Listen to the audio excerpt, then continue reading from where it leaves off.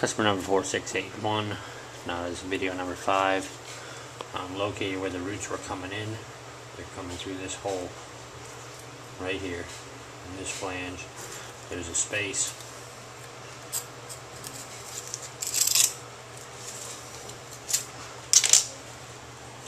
Around the pipe.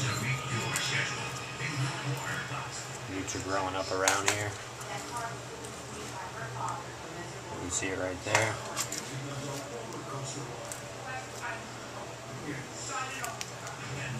They're growing up all the way around this whole pipe from the space in between here.